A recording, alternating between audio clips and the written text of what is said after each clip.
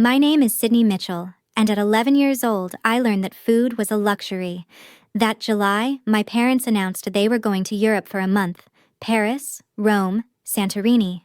They placed two $10 bills and a credit card on the kitchen table, told me it was for emergencies, then dragged their suitcases out the door without looking back. I didn't know the card had never been activated. I also didn't know that 30 days later, when they returned and threw a party to show off their European vacation photos to 40 guests, the police would walk into our living room. But that's the ending. Let me tell you how it started. From the day they left, and the door closed behind me. The Mitchell family lived in a 2-story house in suburban Denver. The front lawn was perfectly trimmed. 2 cars sat in the garage, a white SUV for Mom, a black sedan for Dad. Everything was beautiful. Everything was in its place. My mother, Diane Mitchell, had 12,000 followers on Instagram. She posted family photos every week: Sunday dinners, weekend getaways, Christmas trees. "Blessed," she'd write. "So grateful for my little family." But if you looked closely, you'd notice something. I was rarely in those photos. My father, Greg Mitchell, worked long hours at an insurance company. He came home at 7, ate dinner, watched the news, went to bed. When Mom said something, he nodded. When Mom decided something, he agreed. He wasn't a bad person, he just wasn't present. I'd learned to take care of myself early, making my own breakfast since I was 8, walking to school alone, signing permission slips when Mom forgot. She called me the quiet one in front of guests. "Sydney doesn't need much attention," she'd say with a light laugh. "She likes being alone. Right, sweetheart?" She never waited for an answer. I would nod. Because if I didn't, Mom would sigh like I'd just ruined her entire day. I was used to being invisible. I thought it was normal. I thought every kid existed on the margins of their parents' lives, trying not to be a bother, trying to be good enough to be loved. But I never thought they would actually disappear. 2 weeks before they left, Mom called me downstairs. She was sitting on the couch, laptop open, the screen showing a flight booking website. Dad stood by the window, staring at the yard, saying nothing. "Sydney," Mom said, her voice light as if announcing what's for dinner. "Your father and I need a break. A month in Europe. Paris, Rome, Greece. You're 11 now. Old enough to stay home." I stood frozen. "Who will I stay with?" I asked. Mom didn't look up. "You'll stay alone. What's so hard about that?" "But a whole month?" "Sydney." Her voice sharpened. "Don't be dramatic. You know how to take care of yourself. I've taught you everything." I looked at Dad. He was still facing the window, his back to me. "Can Grandma come stay?" I asked. "Or Aunt Ruth?" "Grandma's busy." Mom cut me off. "And Ruth?" She paused, lips pressed tight. "You know I don't speak to her." I didn't know why Mom hated Aunt Ruth. I only knew she hadn't been allowed in our house for 5 years. Mom stood up, pulled 2 $10 bills and a silver plastic card from her purse. She placed them on the table in front of me. $20 for snacks if you need them, and this card is for emergencies. She looked at me, eyes cold. "Don't use it unless the house is on fire. Understand?" I nodded. "Good." She turned back to her laptop. "Flight's Monday morning. We'll be back in exactly 1 month." I picked up the money and the card, walked upstairs. I didn't know that credit card had never been activated. Monday morning, I stood at the door and watched them leave. Mom wore a floral dress, hair freshly done, pulling a brown Louis Vuitton suitcase. Dad carried 2 bags, loading them into the Uber waiting at the curb. "Remember to lock up," Mom said without turning around. "Don't bother anyone, and remember, you're old enough now." They got in the car. The car pulled away, disappeared around the corner. I stood at the door for 5 more minutes, as if they might come back and say it was all a joke. They didn't come back. That first night, the house was so quiet I could hear the refrigerator humming, the clock on the wall, the wind outside the window. I lay in bed, eyes open, staring at the ceiling until 3 in the morning. The next morning, I opened the refrigerator, nearly empty. Half a carton of milk, 4 eggs, a loaf of bread 2 days past its expiration date, some jars of tomato sauce, no meat, no vegetables, nothing that could be called a meal. I counted my money. 2 $10 bills. $20. I did the math. 20 divided by 30 days. 66 cents a day. Maybe if I just eat less, I told myself. I pulled out the credit card, tried to order pizza online, entered the card number. Hit confirm. Transaction declined. I tried again. Declined. I called the hotline printed on the back of the card, followed the automated prompts. This card is not activated. Please contact your bank for assistance. I looked at the two $10 bills on the table. That was all I had. And my parents were in Paris. Day 3, I walked to the grocery store down the street. I stood in the aisle, calculating every cent. Ramen noodles, 79 cents a pack. White bread, $1.29. Peanut butter, $2.99. I bought 6 packs of ramen and a loaf of bread with my first $10. Got back $2.62 in change. The cashier looked at me. Shopping alone, sweetie. My mom's waiting in the car, I lied. Back home, I rationed the ramen. 1 pack split into 2 meals. Half a pack with hot water for breakfast. The other half for dinner. Day 5, I tried calling Mom. 3 rings. 4. 5. Hello? Her voice, distant, music playing in the background. Mom, the credit card doesn't work. I don't have money for food. Sydney, she sighed. You're being dramatic again. You have $20. You can eat less. I'm at a restaurant. Stop calling. But Mom... Click. She hung up. I sat down on the kitchen floor, back against the empty refrigerator, and cried. That night, I opened Mom's Instagram. New post. Mom standing in front of the Eiffel Tower, beaming, holding a glass of champagne. Caption. Paris, je t'aime, living my best life. 123 likes. 15 comments. So gorgeous. You deserve this. Goals. I stared at that photo for a long time. Then I grabbed the old iPad Mom had given me last month. The one she didn't need after buying a new one. I opened the camera. Hit record. Today is day 5, I said, voice shaking. Mom posted a photo from a Michelin star restaurant. I ate half a pack of ramen. I didn't know then that someone was watching. Just not in the way I expected. Day 7, Mr. Harold knocked on my door. Harold Jensen lived in the blue house next to ours. 70 years old. Widower. Lived alone with an old cat named Whiskers. He'd wave at me when I walked to school, but we'd never really talked. I opened the door, trying to look normal. Hey there, kiddo, Mr. Harold said, looking me up and down. I noticed your parents' cars haven't been around for a few days. Everything okay? Yes, sir. They're on a business trip. Business trip? He raised an eyebrow. Who's watching you? I wanted to lie, but I was too tired, too hungry. My lips were cracked, my face pale, and I knew he could see it all. I'm fine, I said, but my voice trembled. Mr. Harold was quiet for a moment. Then he asked gently, Have you eaten today, sweetheart? I swallowed. Yes, I have. Would you like to come over for dinner? I made too much. Hate to see it go to waste. I knew he was lying. He lived alone. But I was too hungry to refuse. That evening, I sat at Mr. Harold's kitchen table and ate spaghetti like I'd never eaten before. He didn't say anything, just sat across from me, watching with an expression I didn't understand then. After dinner, he asked, Where are your parents, really?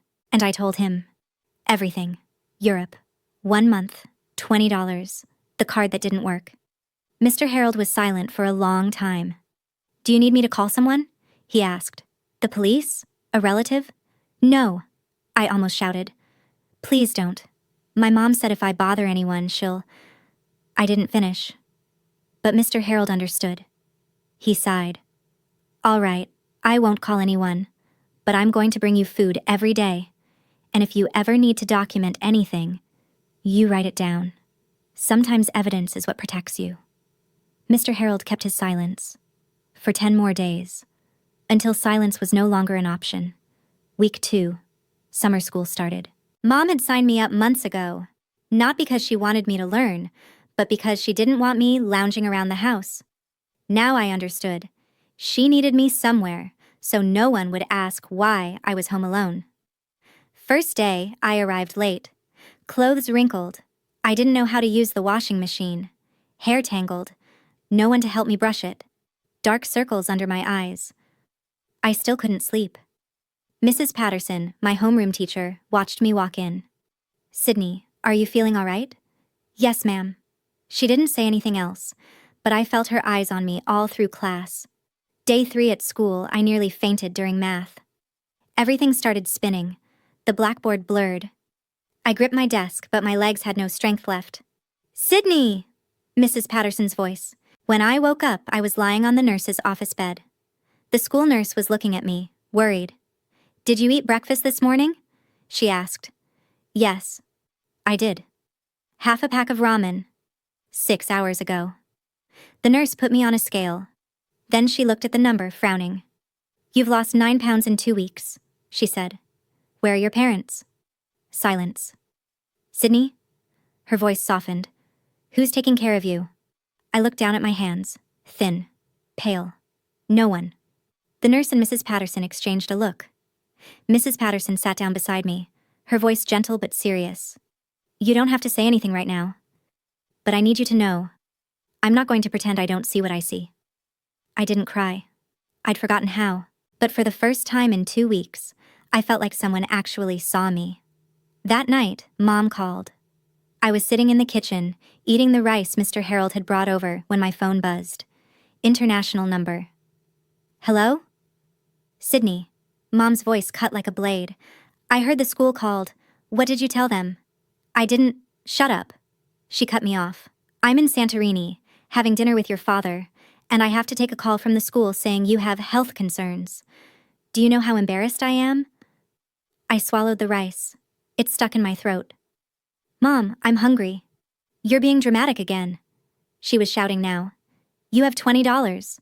You have food in the refrigerator. You have everything. And you still find ways to bother me? The credit card doesn't work. Then don't use it, I told you. Emergencies only, house on fire only." I went silent. "Sydney, listen to me." Her voice dropped, colder now. "If you tell anyone anything, the school, the neighbors, anyone, I will send you to boarding school when I get back. You won't live at home anymore. You won't see anyone you know. Understand?" Silence. "Sydney, understand?" "Yes." "Good." I heard Dad say something in the background, but he didn't take the phone. Didn't ask if I was okay. "Don't call again. I'm trying to relax." Click. I set the phone down. My hands were shaking. I opened Mom's Instagram. New photo. Mom and Dad in front of a Santorini sunset, smiling radiantly. Caption: "Sunset dinner with my love." I grabbed the iPad, hit record. "Mom just called," I said, my voice no longer shaking, just hollow. "She threatened to send me to boarding school if I tell anyone. She said I'm being dramatic." I paused, looking straight into the camera. I'm not being dramatic. I'm starving. And she doesn't care. That night, I decided, if no one would believe me, I would have evidence that would make them believe. From day 18, I recorded videos systematically. Every morning, I woke up, grabbed the iPad, and started filming. Day 18. I opened the refrigerator, pointing the camera inside. 2 eggs left, half a loaf of bread. Ran out of milk yesterday. I filmed the bathroom scale. 84 pounds, down another pound from last week. I screenshot Mom's emails. "Stop bothering me, I'm on vacation." And read them aloud on camera. I kept a written journal too, each page clearly marked: date, meals, how I felt. Day 19, ate 1 egg and half a pack of ramen. Mom posted a photo eating oysters in Monaco. Comment: "Living the dream. I'm living a nightmare." Day 20, stomach hurt all day, no food left. Mr. Harold brought a sandwich. Don't know how to thank him. Day 21, school emailed Mom. She didn't respond. Mr. Harold watched me getting weaker each day. "You have to let me help," he said one evening, voice worried. "I can't just stay quiet forever." "You promised." "I know." He sighed. "But you're not okay. I'm going to call the school. I won't give details. I'll just tell them someone needs to check on you." I wanted to argue, but I was too tired. "Okay," I said. "But don't tell them your name." The next morning, Mrs. Patterson received an anonymous call. A concerned neighbor, a student named Sydney Mitchell, needed checking on. She looked at the notes she'd been keeping. Dates, symptoms, what I'd said. everything she'd observed over the past 2 weeks. She knew she was a mandatory reporter, and she knew she couldn't stay silent any longer. Day 20, I received an email from the school. We need to speak with your parents. If we cannot reach them within 48 hours, we will be required to notify the authorities. The principal called Mom on the international emergency number. I wasn't there for that call.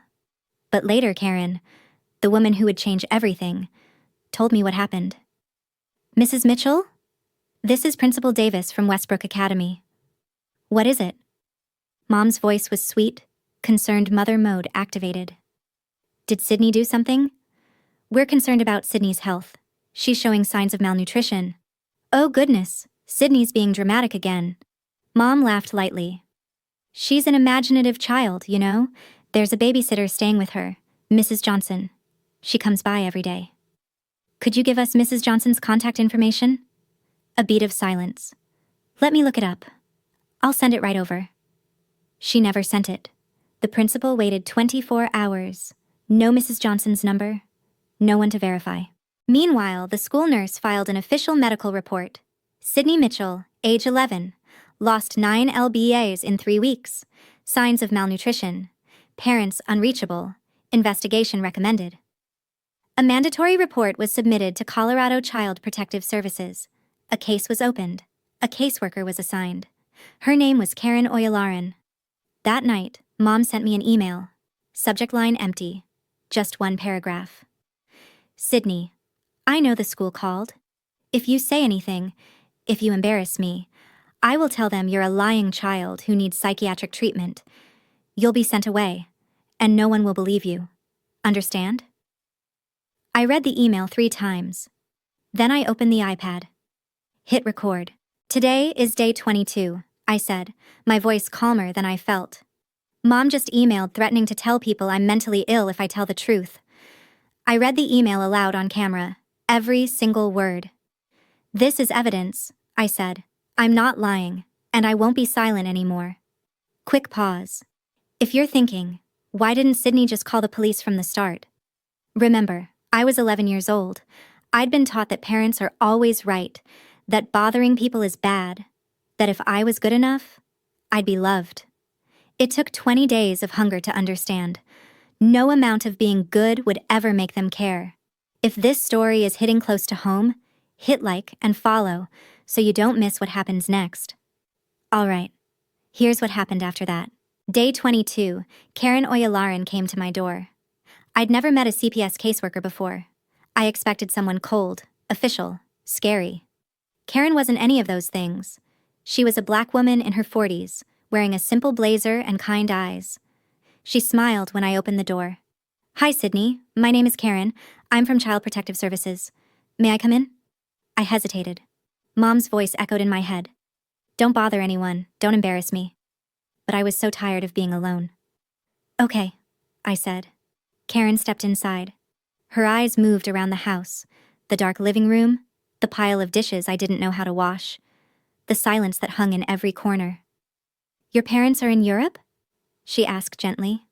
Yes, ma'am. 1 month. 8 more days until they come back. Who's been taking care of you? I looked at the floor. No one. Karen didn't react. No shock, no judgment. She just pulled out a small notebook and wrote something down. Can I see the kitchen, Sydney? I led her there. She opened the refrigerator, nearly empty. Just some condiments and a half-eaten loaf of bread Mr. Harold had brought. She looked at the trash can. Empty ramen wrappers. She looked at me. Thin, pale, dark circles under my eyes. Sydney, she said softly, do you have anything you want to show me? I don't know why I trusted her. Maybe because she was the first adult who asked instead of assumed. Maybe because I was desperate. I went to my room and came back with the iPad.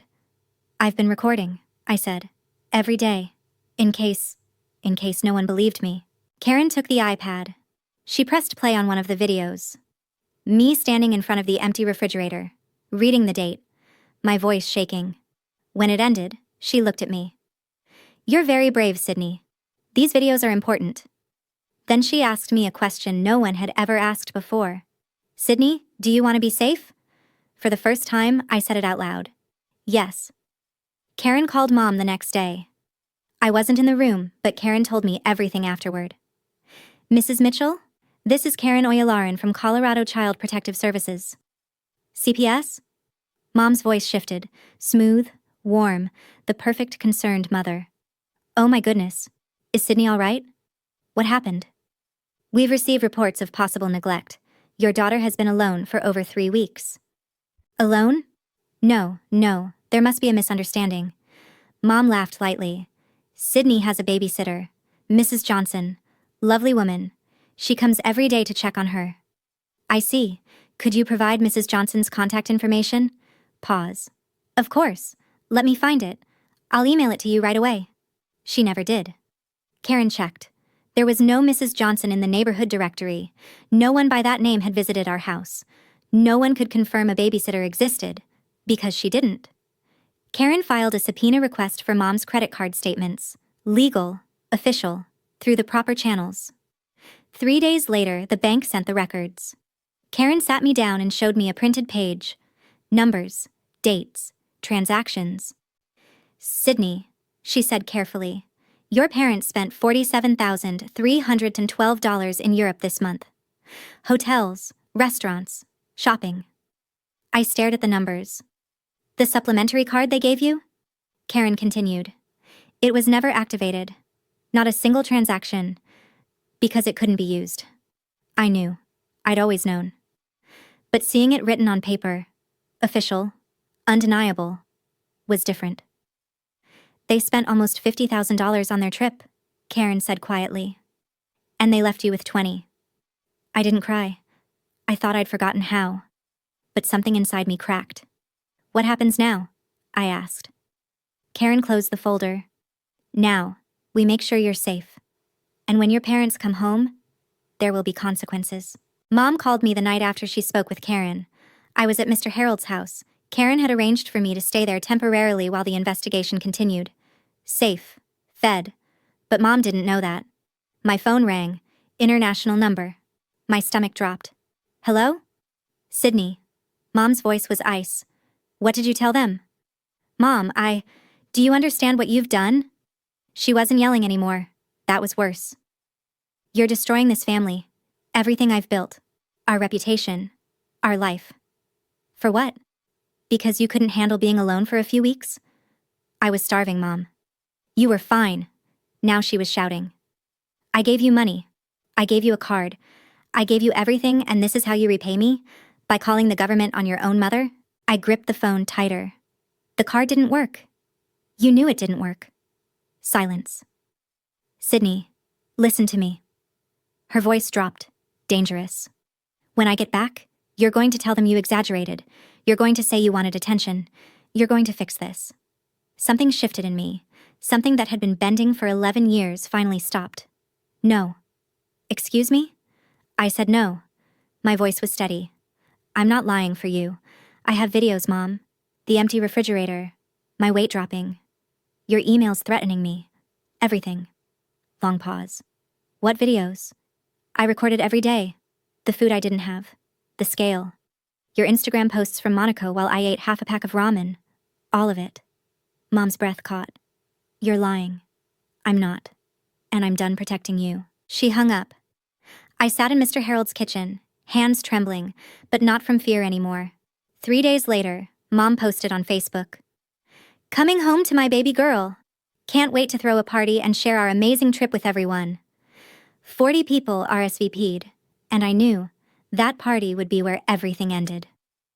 The day before my parents returned, Karen came to Mr. Harold's house. She sat across from me at the kitchen table, folder in hand, face serious but kind. Sydney, I want you to know what's going to happen. I nodded, gripping my glass of water. We have enough evidence. The videos you recorded, the medical reports from school, the credit card statements, your mother's emails. She paused. When your parents return, there will be legal action. Legal action? They'll be charged with child endangerment. It's a felony in Colorado. Karen's voice was gentle but firm. The police will be involved. I swallowed. Will they go to jail? That depends on a lot of things. But at minimum, they'll be arrested and processed. And Sydney, you won't be going back to live with them. Not right now. I should have felt something. Relief, fear, anger. Instead, I just felt empty. When? I asked. Tomorrow? When they're home? Karen hesitated. Sydney, your mother is planning a party.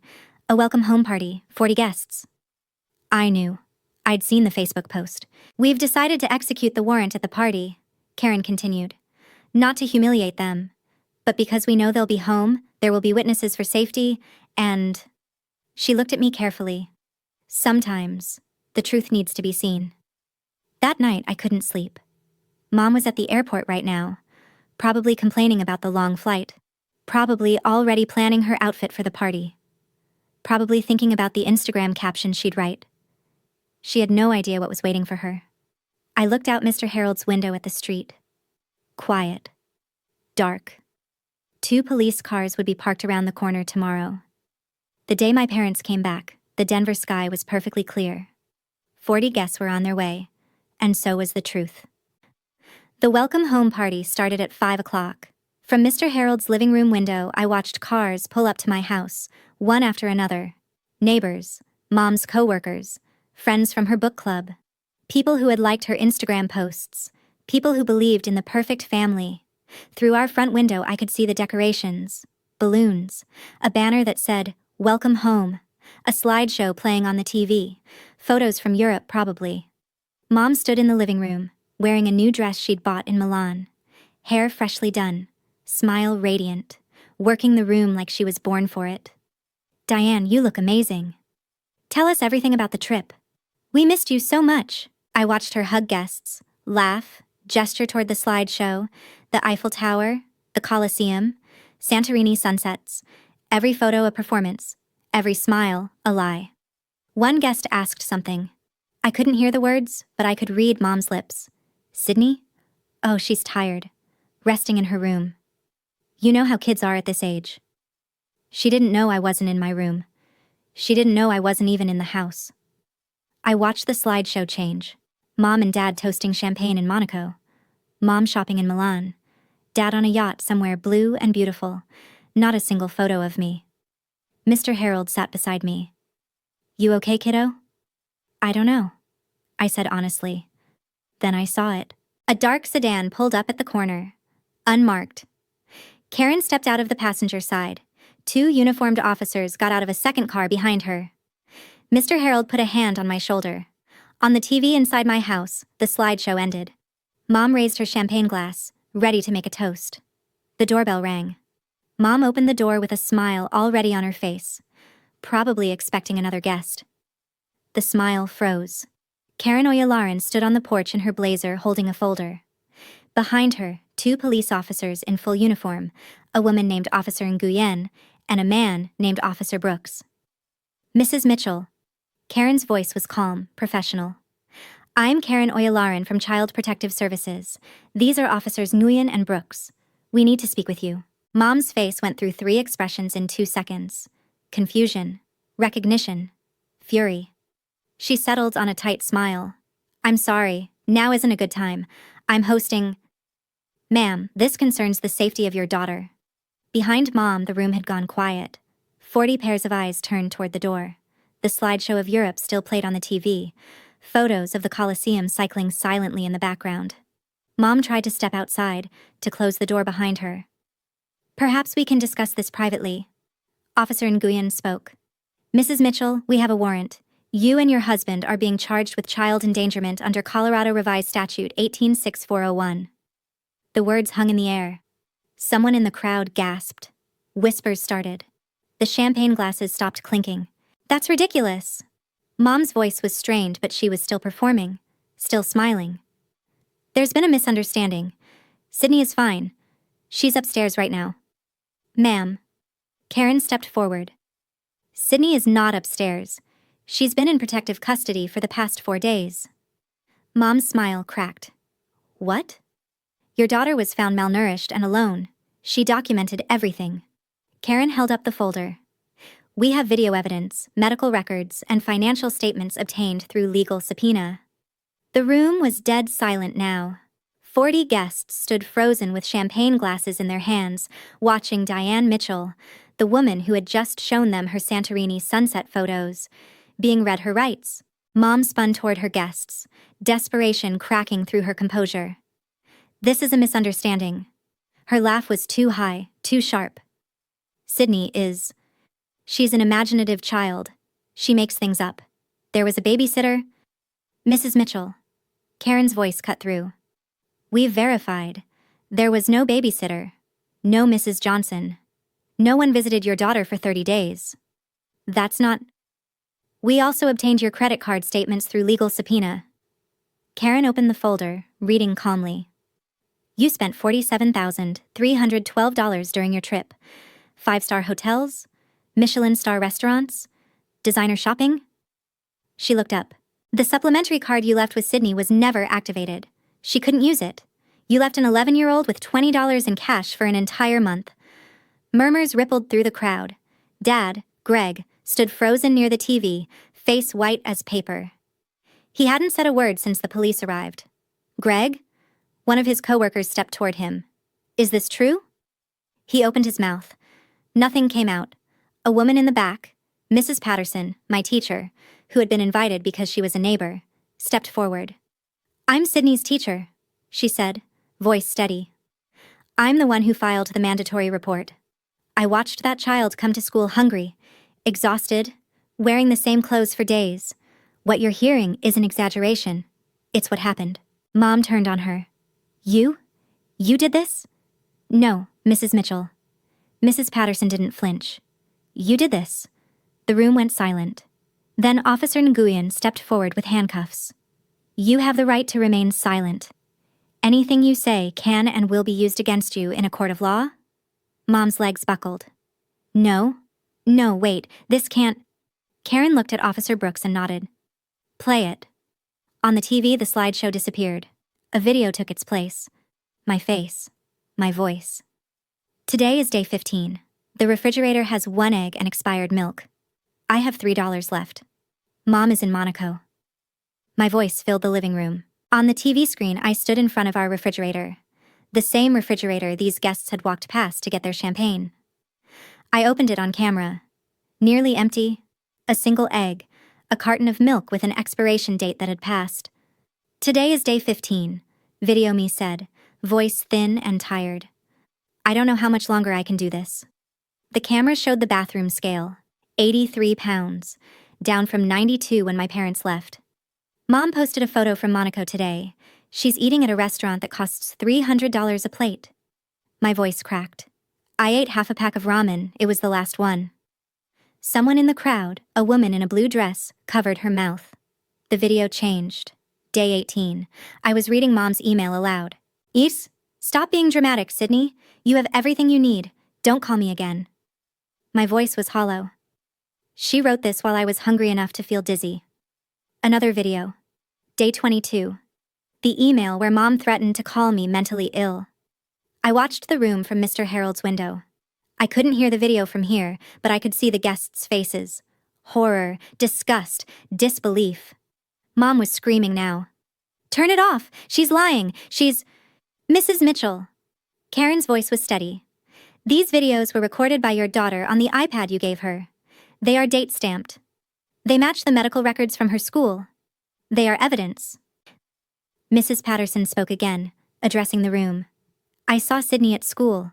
The weight loss, the exhaustion, the unwashed clothes, it all matches what you're seeing. Mom looked around wildly. At her co-workers, her neighbors, her book club friends. No one would meet her eyes. Even Dad had stepped back from her. I watched my mother standing alone in a room full of people who finally saw the truth. I knew the exact moment it hit her. Mom's face went through every stage, denial, bargaining, rage, before settling on something I'd never seen from her before. Fear. She looked at the screen where my video was still playing. She looked at the 40 guests, their champagne glasses now lowered, their faces stony. She looked at the police officers with handcuffs ready, and then she said the words, I'll never forget. The words from the beginning of this story. No. Her voice was a whisper at first, then louder. No, this can't be happening. But it was. Dad tried to speak. Diane, maybe we should... Shut up. She spun on him, mascara starting to run. This is your fault. You never paid attention to her. You never. My fault. Dad's voice cracked. This trip was your idea. You said she'd be fine. You said. I said she was old enough. She's 11. She should be able to. To what? The voice came from the back of the room. An older woman stepped forward. Martha Keller. She'd known Mom for years, sold her home insurance, attended her dinner parties, commented, gorgeous, on every Instagram post. Mrs. Keller's face was hard now. To what, Diane? Starve? Feed herself on $20 for a month while you ate oysters in Monaco? She shook her head slowly. I've known you for 15 years. I thought I knew who you were. Mom's mouth opened. Closed. No words came out. For the first time in her life, Diane Mitchell had no performance left to give. Officer Nguyen stepped forward. Ma'am, sir, you need to come with us now. Mom looked around one more time, searching for an ally, a defender, anyone. The room looked back at her with 40 pairs of eyes that had finally stopped believing. No one moved. No one spoke. No one saved her. They walked my parents out the front door in handcuffs. Not dragged, not screaming. Just walked. Mom's face was blank, like she'd left her body somewhere between the living room and the porch. Dad kept his head down, unable to look at anyone. The guests parted to let them through. No one said goodbye. No one offered support. No one stepped forward to say, there must be a mistake. Outside, neighbors had started gathering on their porches. Word travels fast in suburbs. Mrs. Chen from across the street. The Petersons from the corner. The family with the golden retriever who always waved at me. They watched in silence as my parents were guided into the back of a police car. Through Mr. Harold's window, I saw Mom pause before getting in. For 1 second, she looked up. At our house. At the welcome home banner still hanging in the window. At everything she was about to lose. Then the officer's hand guided her head down and she disappeared into the back seat. The car pulled away. I kept watching until the red taillights vanished around the corner. Mr. Harold stood beside me. He didn't say anything. Just put a hand on my shoulder. Back at my house, the party was over. Guests were leaving quickly, quietly, heads down. No one wanted to be associated with what they'd just witnessed. The champagne sat untouched. The slideshow had been turned off. The welcome home banner fluttered in the breeze from the open door. Karen appeared on Mr. Harold's porch a few minutes later. She knocked softly. Sydney? She stepped inside. How are you feeling? I thought about it. I can breathe, I said finally. For the first time in a month, I can actually breathe. Karen nodded. That's a start. Outside, the streetlights flickered on. The police cars were gone. The neighbors had gone back inside. And I was still here. Before I continue, I know some of you are thinking, does Sydney regret it? She's still her mother after all. The short answer, no. I don't regret telling the truth. I didn't destroy my family. My mother destroyed it long before I ever opened my mouth. I just stopped covering for her. If you're in a similar situation, if you're wondering whether you have the right to speak up, the answer is yes, you do. Hit like and follow to hear how this ends. Now, here's what happened after the arrest. The day after the arrest, Aunt Ruth appeared. I was sitting at Mr. Harold's kitchen table eating scrambled eggs. Real scrambled eggs with cheese and toast, when there was a knock at the door.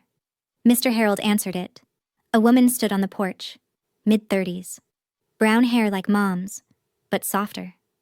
Tired eyes, but kind. She was wearing jeans and a simple sweater. No designer labels, no perfect Instagram aesthetic. I'm looking for Sydney, she said. I'm her aunt. Ruth Delaney. I froze. Aunt Ruth. The aunt Mom hadn't spoken to in 5 years. The aunt whose name made Mom's jaw clench whenever it came up. Mr. Harold looked at me. I nodded. Ruth stepped inside. The moment she saw me, her eyes filled with tears. Oh, sweetheart. She crossed the room and wrapped her arms around me. I'm so sorry. I'm so sorry I didn't come sooner. I didn't know it was this bad. I stood stiff at first. I wasn't used to being hugged. Then something broke inside me, and I hugged her back. How did you know? I asked, voice muffled against her shoulder. Mrs. Patterson called me. She found my number in an old emergency contact file from years ago.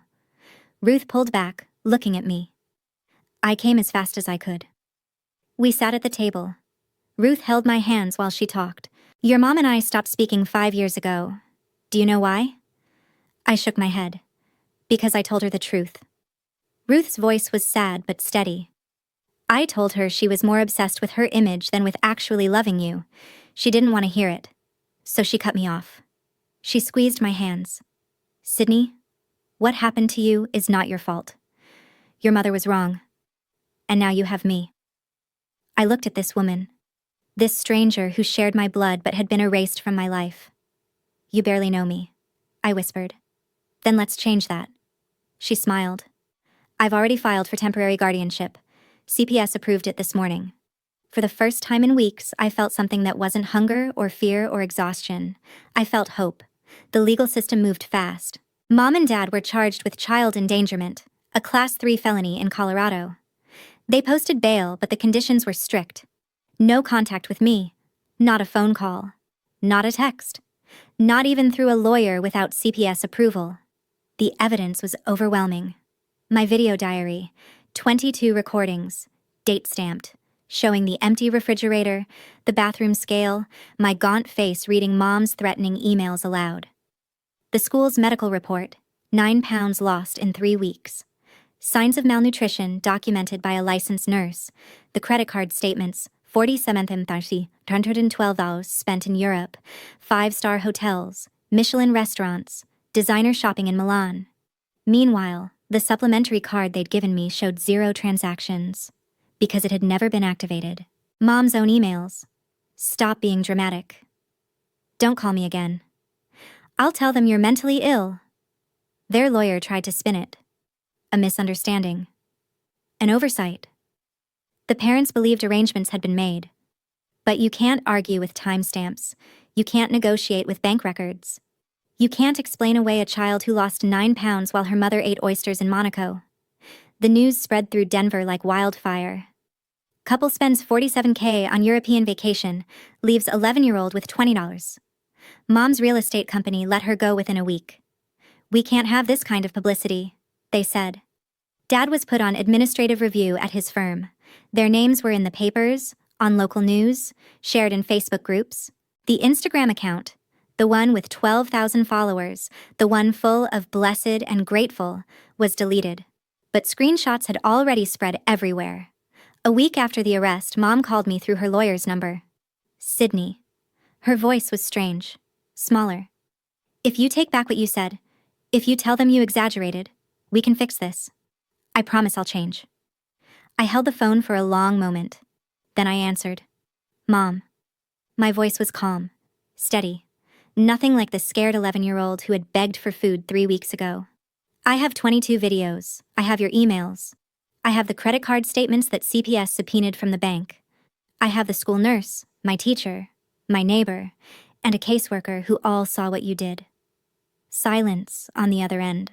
You had a month to change, I continued. Every time I called, you told me I was being dramatic. You threatened to send me away. You spent $47,000 on yourself while I ate half a pack of ramen a day. Sydney, I'm not finished.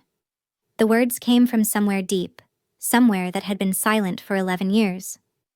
You didn't forget to activate that card. You didn't forget to arrange someone to watch me. You just didn't care. I wasn't part of the vacation. I wasn't part of the Instagram photos. I wasn't part of anything. Because to you, I was never really part of this family. I heard her breath catch. I don't hate you, Mom. And I meant it. Hate would require energy I didn't have. But I won't lie for you, and I won't talk to you again until I'm 18 and I can decide for myself. Sydney, please.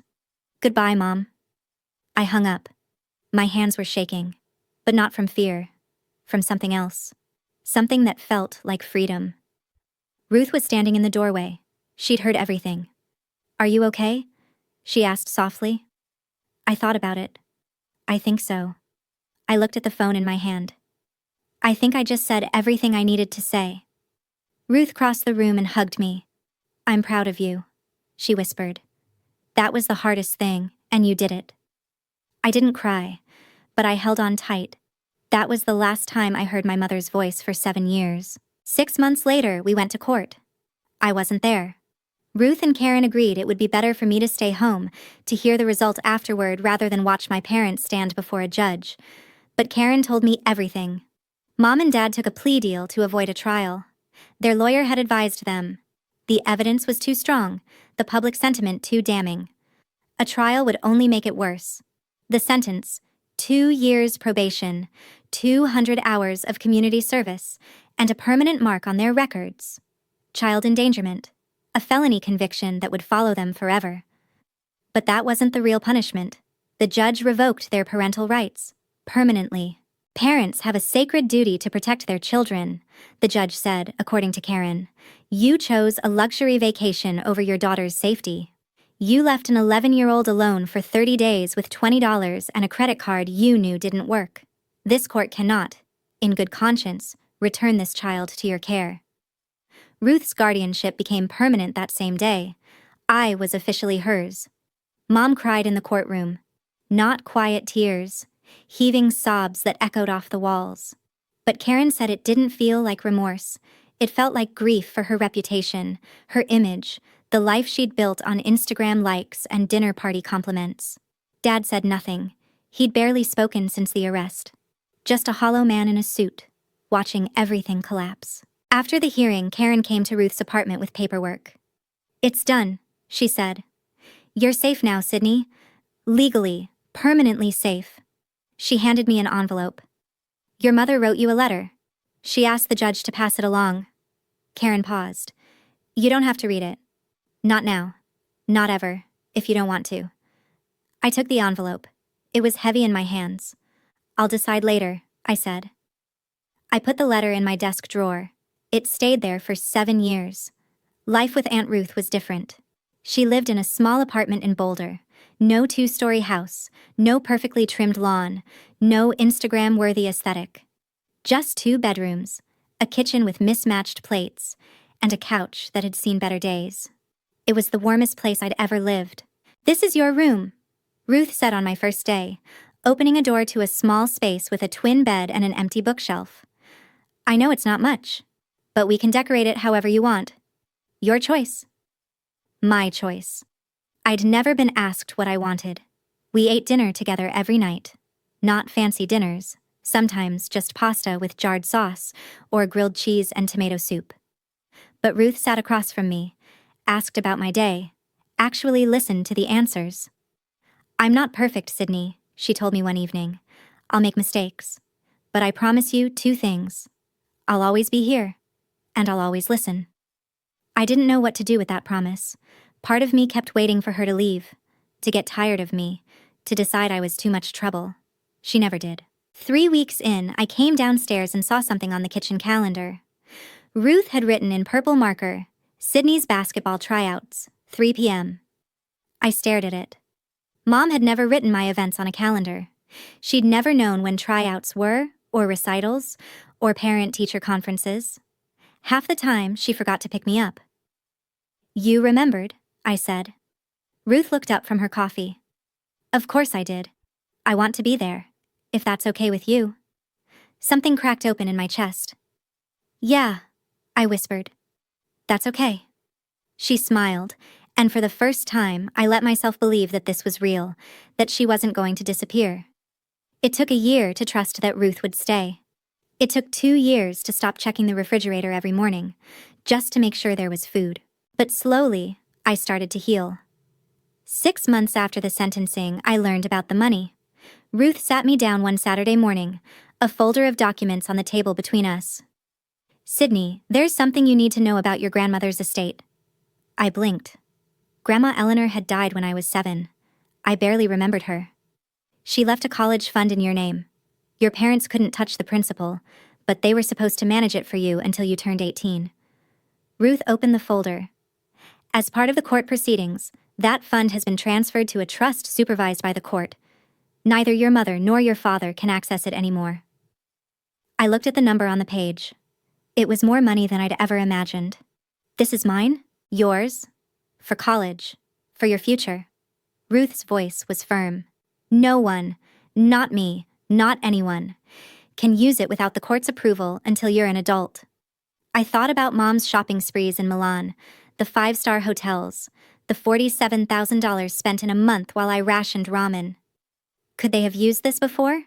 I asked quietly. Grandma's money? Ruth hesitated. The principal was protected, but they had some access to the interest and... She sighed. Let's just say the court reviewed everything. They won't have access to anything of yours ever again. I sat with that for a moment. What happened to their house? I asked. They sold it. Had to. Legal fees, the settlement, the costs of everything. Ruth closed the folder. They moved out of state. I don't know exactly where, and I don't need to. I nodded slowly. I didn't feel happy about them losing the house, but I didn't feel sad either. It was just consequences.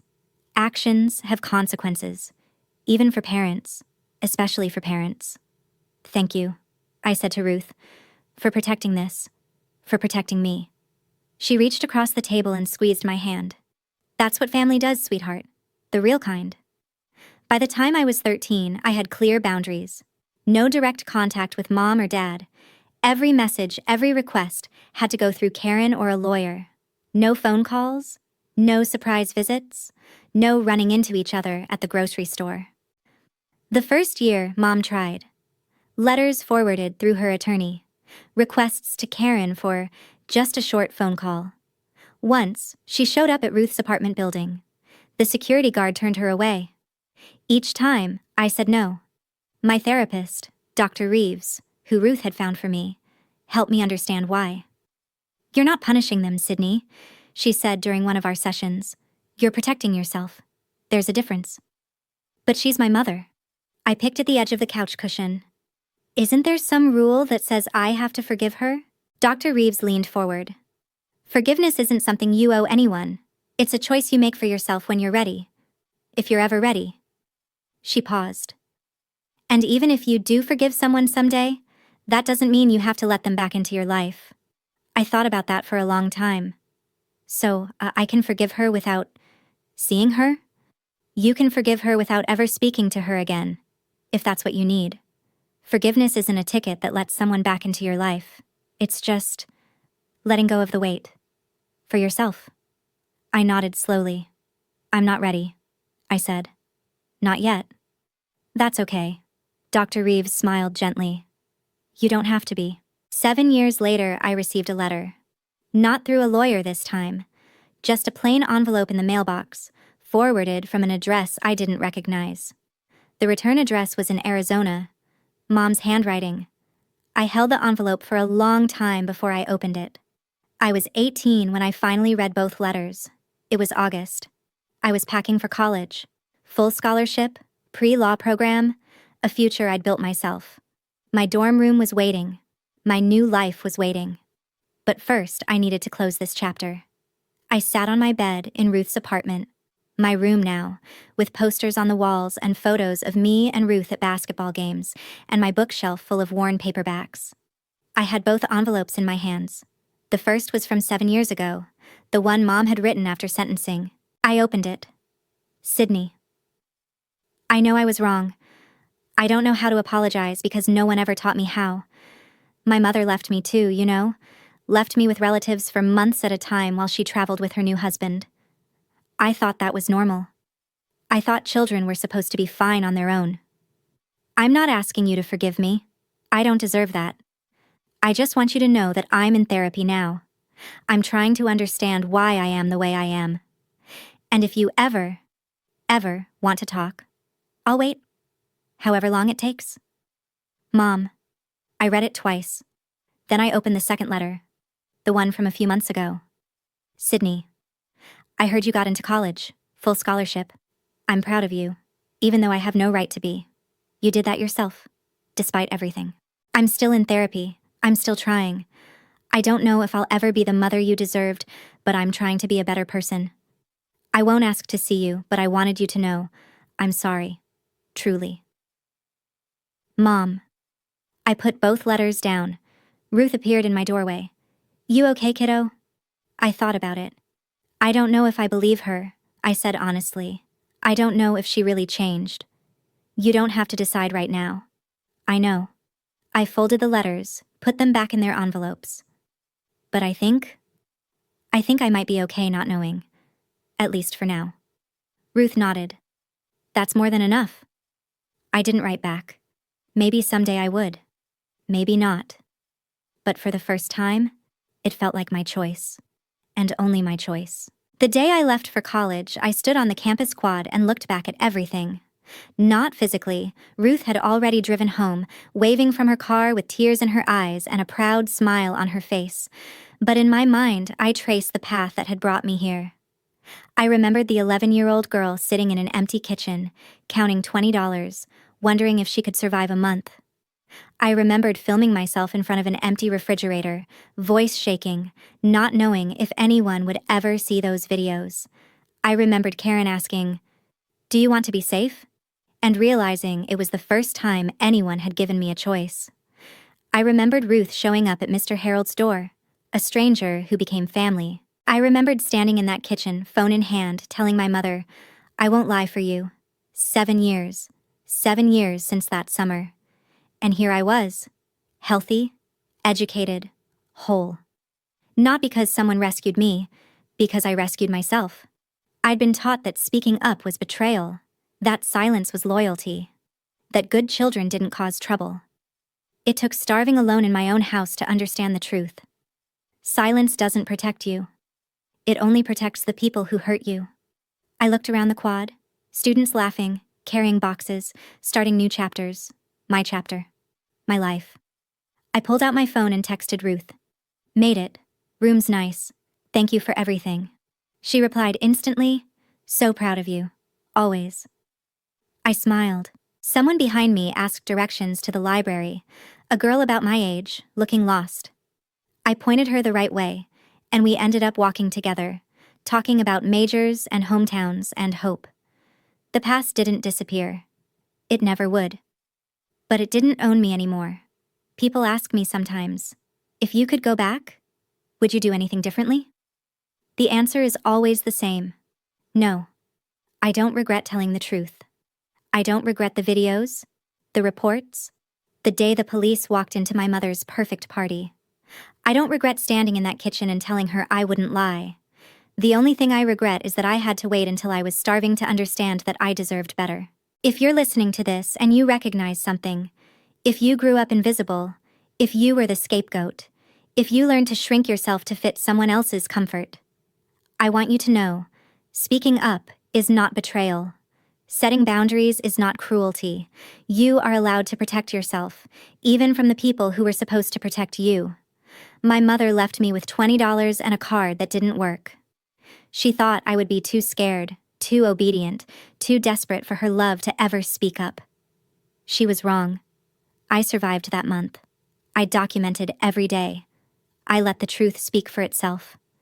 And when the consequences came, when she stood in her own living room, surrounded by her perfect guests, watching her perfect image shatter, that wasn't revenge. It was just reality catching up. Family isn't about blood. It's about who shows up. Ruth showed up. Mr. Harold showed up. Mrs. Patterson and Karen showed up. The people who love you will never ask you to starve for them. My parents left me with $20 and a locked credit card. But I walked away with something they could never give me: the truth, my boundaries, and a life that belongs to me. And that is the only happy ending I need. Thank you for staying until the end. If my story reached you, if you've ever felt invisible in your own family, if you've ever wondered whether you had the right to speak up, I hope you know now. You do. You always did. Don't forget to like, subscribe, and hit that notification bell so you don't miss stories like this. Check the description for the next video. Another story about truth, boundaries, and finding your way out. See you in the next one.